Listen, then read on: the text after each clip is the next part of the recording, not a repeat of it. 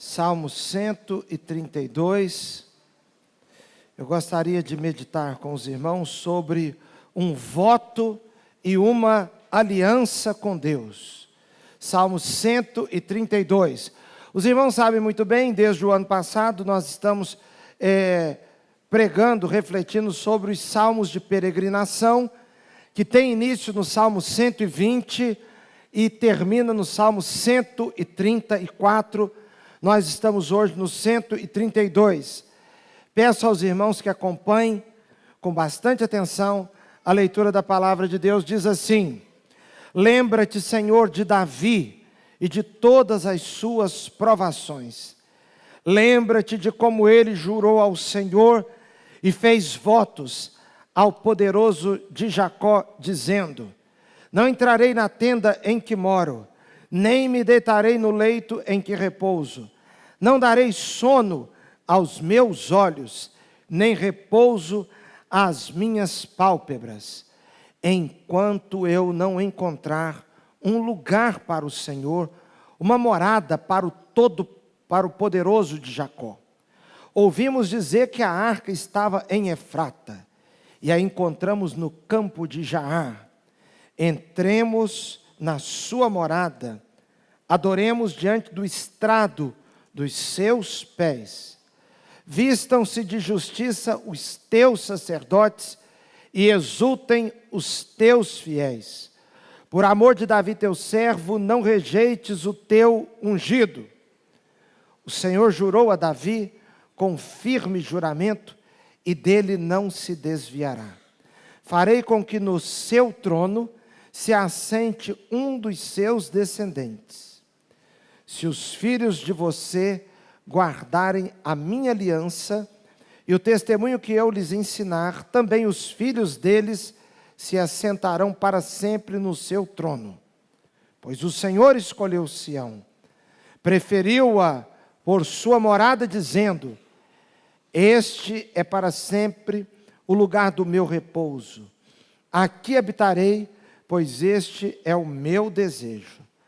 Abençoarei com abundância o seu mantimento, e de pão fartarei os seus pobres. Vestirei de salvação os seus sacerdotes, e de júbilo exultarão os seus fiéis. Ali farei brotar o poder de Davi. Preparei uma lâmpada para o meu ungido.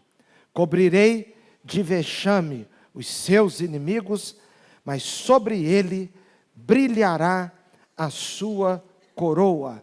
Que Deus abençoe sua palavra em nossos corações. Podem se assentar.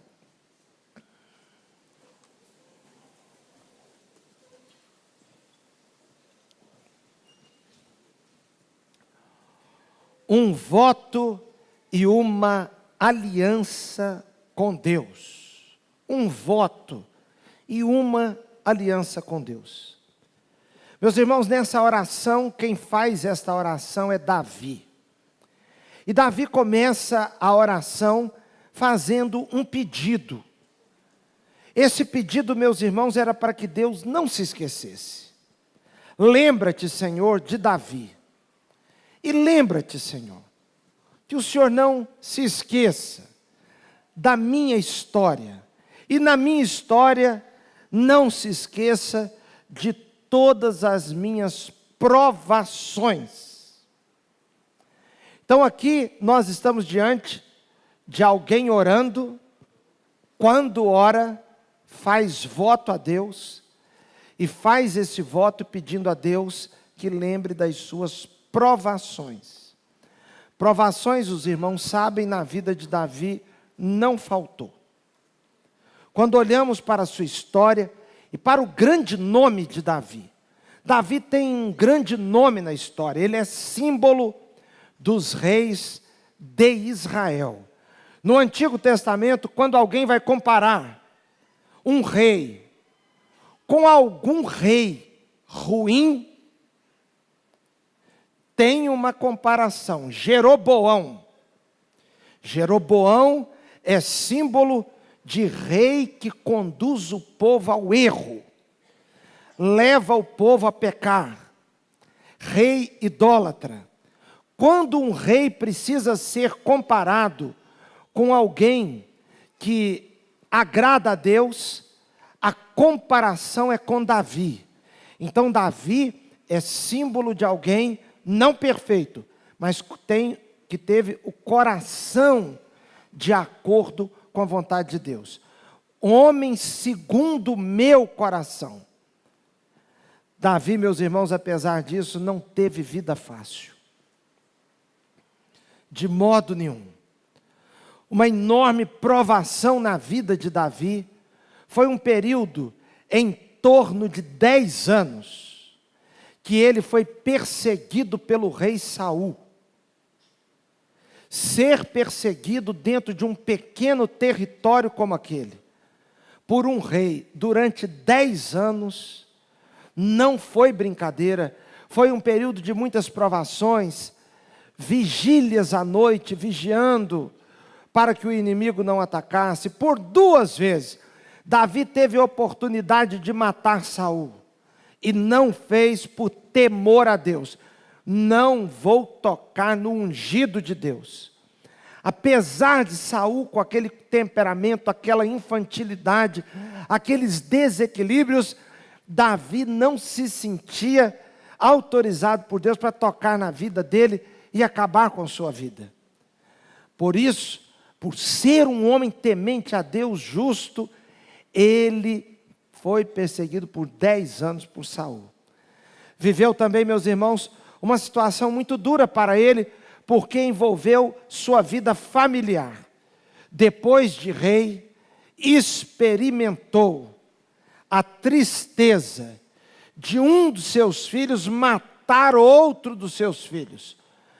Davi viveu em sua casa o assassinato de um filho matando outro filho. Absalão matou Aminon.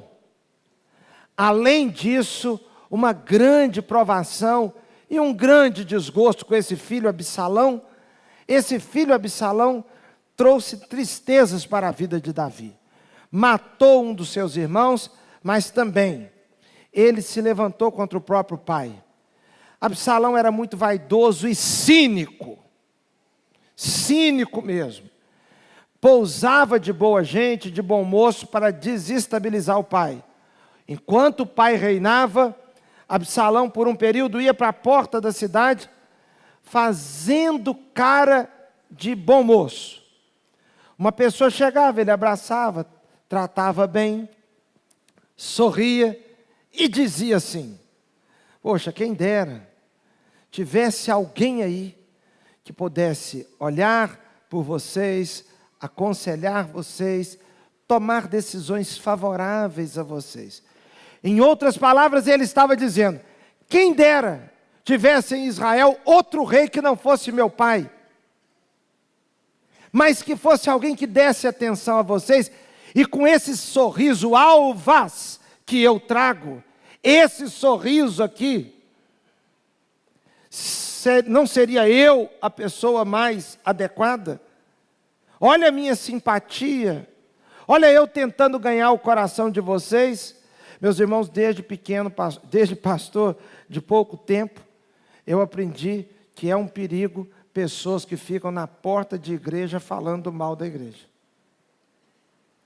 E assim vivia Absalão, à porta da cidade, tentando angariar simpatia para desestabilizar o pai, e depois ele, de fato, atentou contra o reinado do pai. O pai, que tinha todas as condições de eliminá-lo, fugiu, evitando matar o próprio filho. E Absalão tomou as mulheres do pai no terraço do palácio, em plena luz do dia, para que toda a cidade visse. Agora veja, que tribulação. Uma filha foi violentada por um dos filhos dele. A família de Davi foi uma família que não foi bom exemplo. Além das tribulações, meus irmãos, e das perturbações que Davi viveu, quando não era ninguém. Antes de ser rei, antes de conhecer Samuel, antes de ser ungido por Samuel como rei, Davi enfrentou enfrentou, protegendo os rebanhos do seu pai, enfrentou urso e leão, enfrentou feras do campo, as vigílias da noite. Então, quando ele diz assim, lembra-te, Senhor, de Davi e de todas as suas provações. O tema das provações na Bíblia, meus irmãos, ele é interessante, porque segundo o Novo Testamento, nós devemos nos alegrar quando passamos por diversas provações. Será o que a Bíblia está ensinando sobre passar por diversas provações? A Bíblia está dizendo que devemos desenvolver um sentimento de quem gosta de sofrer, sadomasoquista, um sentimento de uma pessoa que tem prazer em sentir dor? Evidentemente que não, porque a Bíblia, ela não nos ensina nada que nos adoeça, nada que nos deixe desequilibrados. Toda a orientação bíblica traz saúde para nós, estabilidade espiritual, estabilidade emocional. Quando olhamos para o tema da provação, e Davi diz, Senhor, lembra-te das provações de Davi. E no Novo Testamento, em Tiago, nós descobrimos, tende por alegria passar por várias provações. É porque as provações na vida, meus irmãos, elas são certas. Jesus diz, no mundo tereis aflições ou tribulações. A grande questão é como passamos pelas tribulações, pelas aflições, pelas provações da vida, porque a provação da fé, a provação da nossa firmeza, ela vivida na presença de Deus, ela traz frutos abençoadores. Aí é que está a questão, que eu e você vamos passar por provações, nós vamos, isso é inevitável. Às vezes as provações vêm em grupo, elas vêm em grupo, é uma coisa que acontece, que puxa uma outra, que puxa uma outra coisa, puxa uma terceira, uma quarta, além, meus irmãos, de uma questão muito séria, é que algumas provações e dificuldades, elas têm um efeito retardado. Você passa por um problema no início do ano e está sofrendo por conta daquele problema até o final do ano. E essas questões podem ser de afetação na saúde física, porque o nosso físico, ele responde às coisas que passamos. Ele responde. Quando você fica nervoso, pode acontecer da sua mão suar frio. Por que a mão está suando frio? Se você está com alguma coisa no emocional, por que a mão, que é física, está suando? Você pode sentir um calor. Por que você sente um calor? Calor é físico. Por que você fica com a boca seca, com a boca amarga, com mal-estar, dependendo de certas situações? Então, há provações que deixam uma afetação física e emocional também. Passar por várias provações, mas a questão é passarmos pelas provações na presença de Deus. Nós somos crentes e sabemos que as doutrinas da Bíblia são muito importantes. E isso é, infelizmente, irmãos, nós estamos deixando muito assim as doutrinas da Bíblia para lá. Você tem que se aproximar de Deus por causa da doutrina sobre Deus, o ensino sobre Deus e quem Ele é. Você obedece por obediência à palavra de Deus, a realidade da vida refletida na Bíblia, que é a palavra de Deus, nas Escrituras Sagradas, porque a Bíblia mostra a vida como ela de fato é. O resto são ilusões, achismos, impressões. Quando a doutrina bíblica diz que nós temos o Espírito Santo em nós. O Espírito habita em nós. Então, tudo que você passa de provação, de dificuldade, você e eu precisamos orar e dar lugar ao Espírito Santo para que Ele trabalhe no nosso íntimo, no nosso coração, sentimento, pensamentos. Qual é a clareza que Ele quer trazer com relação àquele assunto, aquele tema, aquela prova? Porque Deus pega aquela prova, aquela dificuldade, aquele problema, aquela tentação, aquela provação, e Ele filtra aquilo e aplica na sua vida a vitória que Ele tem já guardada e que só Ele pode dar.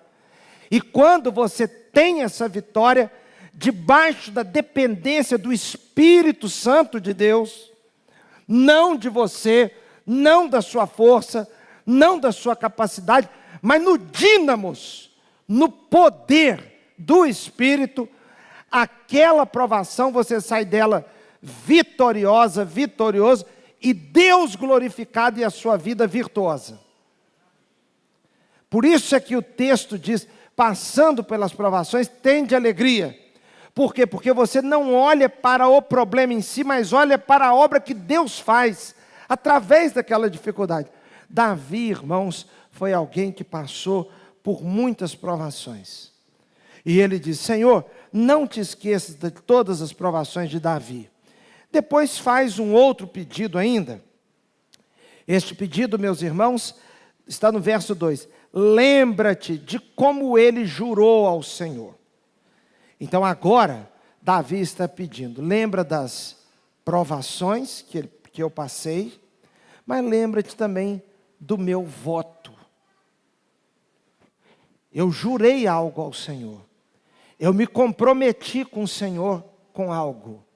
Você sabe que é comum, quando passamos por provações, nós firmarmos algum voto com Deus. Fazermos um propósito com Deus. Eu tenho uma pessoa, um crente, que eu respeito muito, e ele passava por uma situação bem grave na saúde da filha. E ele fez um voto a Deus, há muitos anos atrás. Ele disse, Senhor, se o Senhor curar a minha filha, der a ela um livramento que ela precisa. Então ele fez um voto. Eu me proponho diante do Senhor cumprir isso, isso, isso. Irmãos, aquele irmão tem sido um exemplo naquele voto que ele fez e vem cumprindo. Nós firmarmos votos com Deus é uma coisa boa para a vida, porque é uma decisão que você toma. E quando você faz um voto na dependência, na convicção, na presença de Deus, você é capaz de cumprir aquele voto. De vez em quando, irmãos, nós falamos umas frases e nós encaramos a vida de um jeito tão esquisito. Quem aqui já ouviu alguém dizendo assim?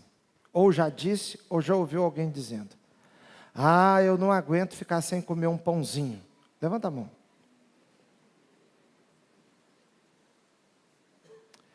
Quem aqui já disse, ou ouviu alguém dizendo, ah, eu não consigo ficar sem doce.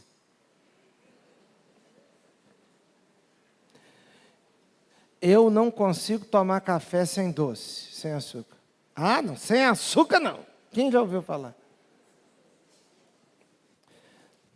Pois é, irmãos. É interessante como é que o nosso raciocínio é um raciocínio de conveniência.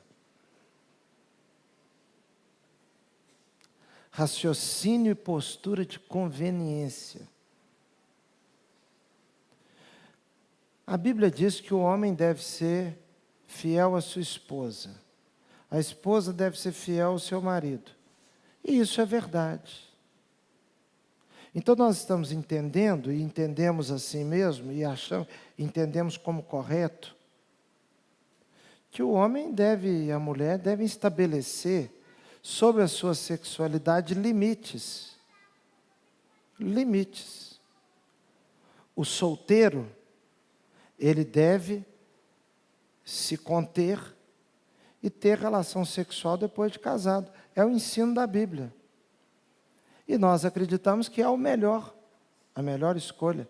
Então, quando nós ensinamos para um jovem isso, que é o certo, e é o certo mesmo, e eu estou repetindo isso porque outro dia eu usei essa ilustração, e alguém entendeu que eu estava liberando os jovens para fazer o que quisesse, assim como todo mundo come pão, pode ter sexo antes do casamento, e não foi isso que eu falei. Não foi isso que eu falei. Mas a gente diz para o jovem que ele deve se conter, amém? Como é que você vira para um jovem e fala que ele tem que se conter e você não tem capacidade de deixar de comer um pãozinho? O que é mais difícil? Você diz para o jovem, você deve se conter, o casado deve se conter dentro do casamento, todo mundo tem que ter autodomínio. Agora, você que gosta de doce, não. Você que gosta de doce, você não precisa de domínio próprio, porque você não aguenta.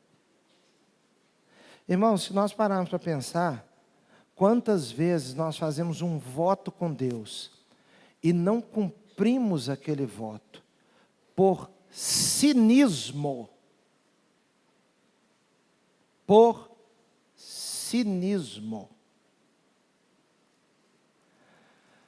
Quando um voto é colocado diante de Deus, na dependência do Senhor, Deus te abençoa para que você leve aquele voto até o final e o cumpra.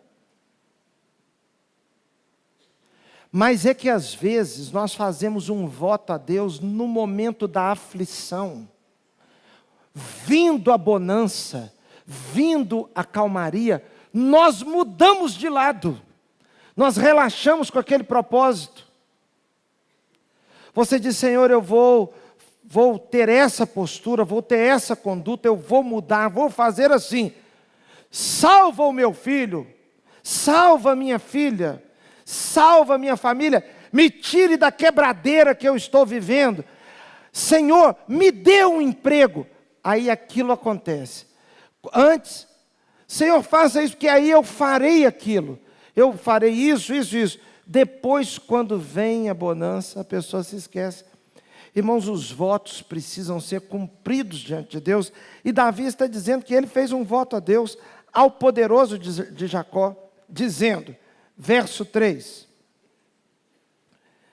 Não entrarei na tenda que moro. Ele está dizendo agora, olha, o voto dele foi assim, eu não vou entrar na tenda que eu moro. Nem deitarei no leito que é o repouso, não darei sono aos meus olhos, nem repouso às minhas pálpebras, enquanto eu não encontrar um lugar para o Senhor, uma morada para o poderoso de Jacó. Ele está dizendo, eu não vou dar descanso aos meus olhos, eu não vou sossegar, enquanto eu não encontrar uma morada para Deus, uma casa para Deus. Será que Deus pode morar em algum lugar?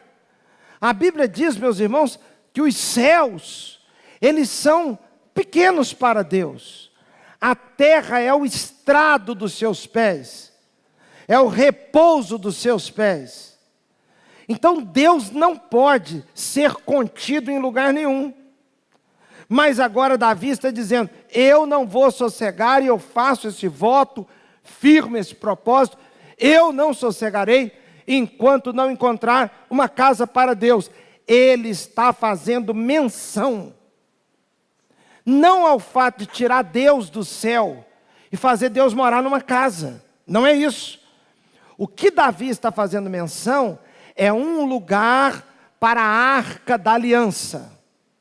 Porque os filisteus vieram e guerrearam no tempo do sacerdote Eli.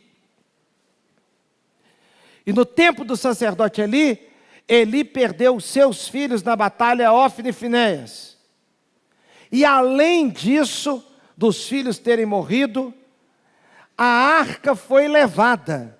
Então os filisteus pegaram a arca. Que arca? A arca chamada Arca da Aliança, feita no Pentateuco, sob orientação de Moisés. E aquela arca foi feita lá no deserto, e ela acompanhava o povo. E a arca, meus irmãos, era o objeto mais santificado, mais sagrado, porque ali na arca era o símbolo, porque no Antigo Testamento, no Pentateuco, Deus estava dando um aulão no deserto, um aulão, usando coisas palpáveis, visíveis, para ensinar sobre coisas abstratas, sobre coisas espirituais. Então, um símbolo visível, palpável, foi a arca. E ali, a ideia de desenvolver o respeito com a presença de Deus. E a arca simbolizava a presença de Deus. Não podia nem tocar na arca. Só os levitas tinham a autoridade para manusear as coisas do culto. Os sacerdotes. Agora veja só. A arca lá no tempo do profeta Eli foi tomada pelos filisteus. Os filisteus pegaram a arca e levaram a arca embora, colocaram a arca no templo do deus Dagon, um deus filisteu. Quando a arca ficou no templo do deus Dagon, de frente ou do lado, próximo à estátua de Dagon, a estátua de Dagon caiu. Os filisteus ficaram com medo, e a arca percorreu 3 cidades, até ir para Kiriat Jearim, já em Israel, e ficou na casa de Obed-edom. E na casa de Obed-edom, Deus abençoou grandemente Obed-edom, mas Davi sabia que lá não era o lugar da arca. A arca não podia ficar na casa de alguém assim. Eles estavam vivendo, meus irmãos, uma situação muito difícil, porque quando a arca estava sendo transportada, um homem que estava fazendo parte do transporte da arca, chamado Uzá. Uzá era o nome, não é do verbo usar, não, é Uzá. A arca vinha sendo transportada no carro de boi. O carro de boi balançou. Uzá levou a mão para amparar a arca. Quando tocou, morreu. Porque só os sacerdotes podiam, os levitas podiam conduzir aquilo. Então Davi disse: eu vou trazer a arca de volta. Como é que nós vamos concordar com a arca ficar entre os filisteus? Ou a arca lá na casa do Obed-edom? A arca tem que ficar num lugar em que o povo de Deus, o povo de Israel, possa ver, possa reverenciar e cultuar a Deus. Dentro da arca, meus irmãos, foi colocado lá, na época de Moisés, a vara que brotou de Arão, um pouco do maná, para lembrar do sustento de Deus, e as tábuas da lei. Agora veja, Davi fez um propósito: eu não vou sossegar enquanto a arca não estiver aqui. Por que Davi fez esse propósito? Por zelo pelo nome de Deus. Ele olhou para si e disse: como pode? Eu estou em lugar mais confortável do que a arca de Deus. Ela é um objeto, mas ela representa a presença de Deus. Eu não posso deixar aquilo que representa a presença de Deus para lá. No Novo Testamento, meus irmãos, nós lemos: buscai primeiro o reino de Deus e a sua justiça, as demais coisas serão acrescentadas. Quando a Bíblia diz, buscai primeiro o reino de Deus, é um olhar para as coisas de Deus em primeiro lugar. Davi estava olhando em primeiro lugar para as coisas de Deus e não para o palácio que ele queria ter. No livro do profeta Ageu, vivem uma situação um pouco parecida. Voltaram do cativeiro e estava todo mundo com a sua casa ajeitada. Fizeram as gambiarras, religaram a luz elétrica, ligaram o Wi-Fi. Cada casa estava com certo conforto. Já tinham arrumado as coisas, mas o templo estava deixado de lado. Irmãos, é impressionante como algumas pessoas são zelosas com as suas coisas, mas com as coisas da própria igreja, da obra de Deus, parece que pode ser de qualquer maneira. Uma vez eu vi um crente com um celular que depois alguém me falou que deve custar uns 7 mil reais.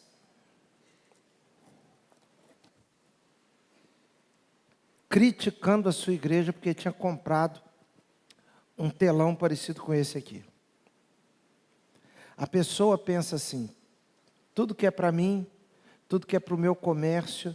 Existem pessoas de vida no comércio, vida na empresa, que para a empresa dele ele quer tudo melhor. Para a igreja, a pessoa aplica o raciocínio do pior. Irmãos, a igreja não são as paredes, nada disso. Mas de certo modo a gente revela também um certo desmazelo com as coisas de Deus, quando não aceitamos desmazelo com as nossas coisas. Agora Davi faz um voto, ele diz: eu não vou sossegar, enquanto não tiver um templo, um lugar para colocar a arca da aliança, que é sagrada para nós. Quem conseguiu fazer isso foi Salomão, o filho de Davi, porque Salomão construiu o templo e o palácio. Mas o propósito, o sonho de Davi, é porque Deus disse assim: você não vai fazer isso, mas seu filho fará. E aqui, meus irmãos, no verso 6, diz assim: ouvimos dizer que a arca estava em Efrata. Efrata é Belém. Não tem a expressão, e tu Belém Efrata? E a encontramos no campo de Jaar. Campo de Jaar é em Kiriat Jearim, onde ficou lá na casa do Obed-Edom. E aí o verso 7 diz: entremos na sua morada e adoremos diante do estrado dos seus pés. Por que Davi queria a arca? Para adorar a Deus. Porque eles tinham a ideia, irmãos, que Deus colocava os pés, assentado no trono, no céu, ele colocava os pés sobre a arca. Então a arca era o repouso dos pés. O que Davi queria era cultuar a Deus e consagrar a Deus. Ele fez um voto de consagração. Vamos restabelecer as coisas. Vamos colocar a arca aqui, porque o povo precisa de algo visível. O povo precisa também de uma referência de local. Porque senão o povo começa a fazer atos idólatras nos montes, nos altos, debaixo das árvores. Então Davi quis obedecer os preceitos da lei do Senhor para o culto.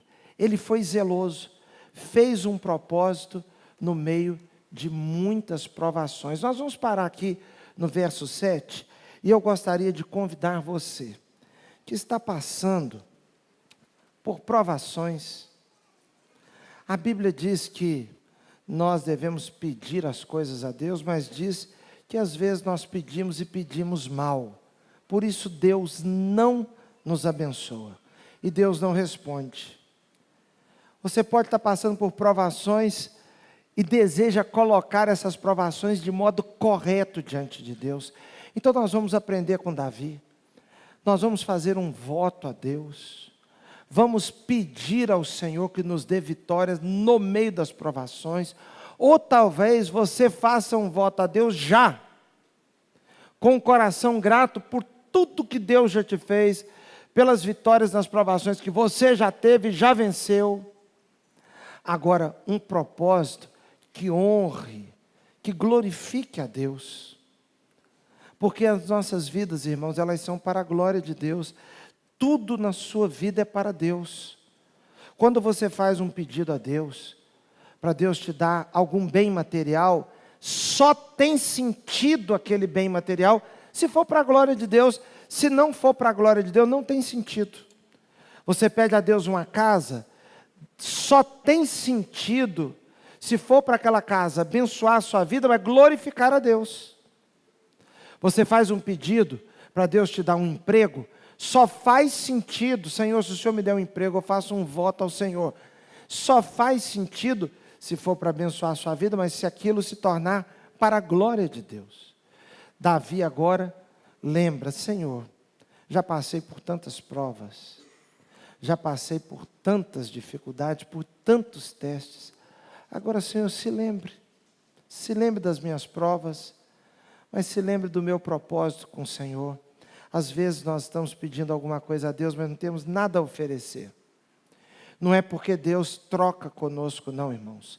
Mas não há dúvidas que muitas bênçãos são condicionais. Tem bênçãos que são incondicionais. Deus não coloca nenhuma condição. Mas existem bênçãos que são condicionais. Davi diz, olha, eu procurei cumprir aqui o meu voto. Nós trouxemos a arca de volta. Agora lembra, Senhor, do que eu tenho vivido de provação, mas também de aliança com o Senhor.